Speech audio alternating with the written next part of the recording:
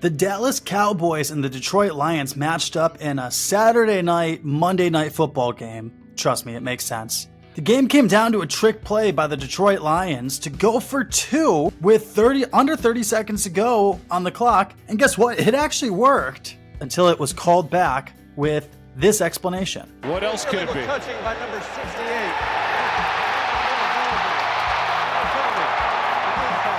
Here's Dan Campbell after the game. What was the explanation you got on the 2-point? 70 reported. Did Decker report as well? Yeah, the explanation was 70 reported. I don't want to talk about it, all right?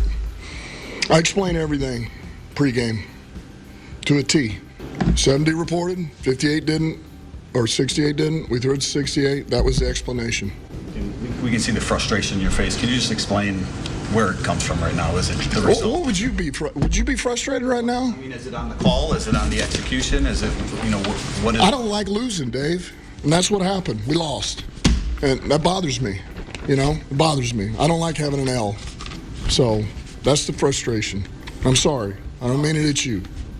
Here's what head referee Brad Allen said after the game. Allen said, so we had a situation where if you were going to have an ineligible number occupy an eligible position, you have to report that to the referee.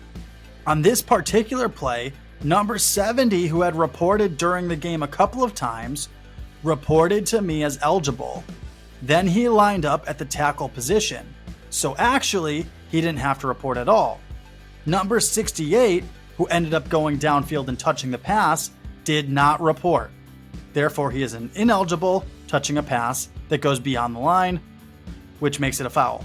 So the issue is number 70 did report, number 68 did not. Brad, we have video evidence of who talked to you and who didn't. Number 68 spoke to you. Number 70 never made it anywhere near you. You ran away to talk to the defensive line before 70 even made it to you. And then you have the audacity to speak to all of America after the play. I'm talking to America here, excuse me. And say that number 68 didn't report as eligible? We have video evidence of him talking to you. What else would he be talking to you about right there? I can get over it if the referee just simply made a mistake. Because to be honest with you, we are way too hard on referees in general. We watch these like slow motion instant replays and we expect for the referee to get the call right while we're watching it in slow motion.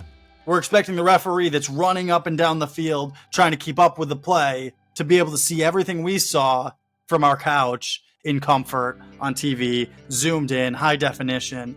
It's just not a realistic expectation. We're holding them to unhuman standards most of the time. This was a very human mistake. This was getting the numbers mixed up. This was getting the players mixed up. That's what Brad Allen did here. If we're just being honest about what we're seeing and what clearly happened. Can I prove without a reasonable doubt? Can I prove that number 68, what he said to you? I mean, here's what he had to say. Check it out. They didn't tell me anything after the play. All I really want to say on it, just so I don't get myself into trouble, is, I did exactly what Coach told me to do, and went to the ref, said report, and I don't know. And it's my understanding too that Dan brings up the possibility of those sorts of plays pregame. So I did what I was told to do, and did how we did it in practice all week, and that's probably all I'm really going to touch on with that. It looked like Jared did tell you to go over there, and you were all over there. Mm-hmm. There's not much more I can add to it. There's see the video of it. But I can't prove that that's what happened. I can't prove that he actually did report to you. I don't know. Maybe Taylor walked up to you and said, hey, Brad, referee guy, God, whatever they call you. Hey, Zebra, number 70 is going to be eligible the next play. Maybe he can report eligible for another player. I don't know if that's a rule or not. Does it have to be that guy? I'm assuming it has to be that guy, but I don't actually know that to be a fact. I don't think that after doing that, they would then line up in the wrong spots. I don't think that Dan Campbell had this play up his sleeve this entire game just for his guys to screw up the execution and line up in the wrong positions. In fact, I think most likely what happened, because Another thing Brad Allen said after the game, he said that throughout the game, number 70 kept reporting as eligible. So I think a part of the strategy was, hey, have number 70 keep reporting as eligible. 70 keeps reporting as eligible. 70 keeps reporting as eligible. And then we've got this trick play up our sleeves where number 68 will actually be the one to report as eligible. The defense will think that we're talking about 70, even though the referee just came up and said, hey, 68's eligible. He'll line up on the outside, and then he'll take the pass. It'll catch them off guard, and we'll get some points on that on a short conversion whenever we need it, whether it's a 2-point play or a play from the 2 to 3 yard line, whatever, right?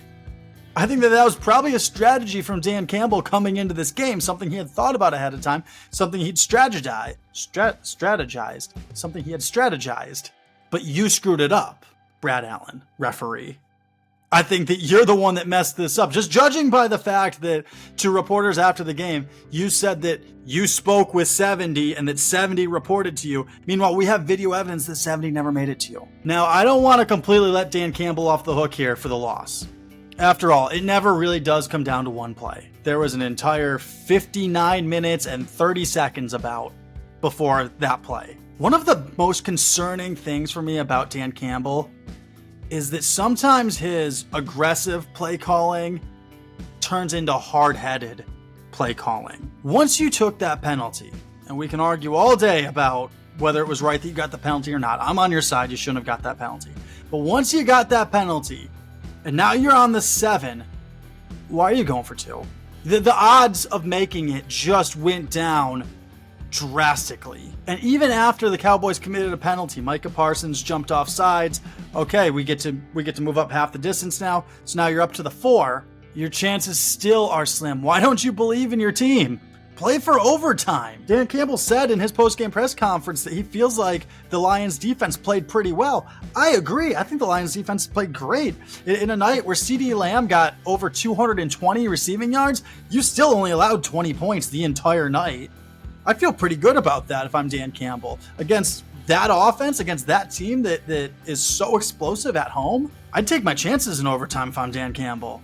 It's okay to play strategic football. You know what going for 2 is in that situation, by the way? You know who that's for? It's for losers. And here's what I mean by that. It's for teams that feel like they're not the better team, so they need to find a way to steal points and steal a possession and steal the game away, rather than playing strategic. Guess what, Detroit Lions?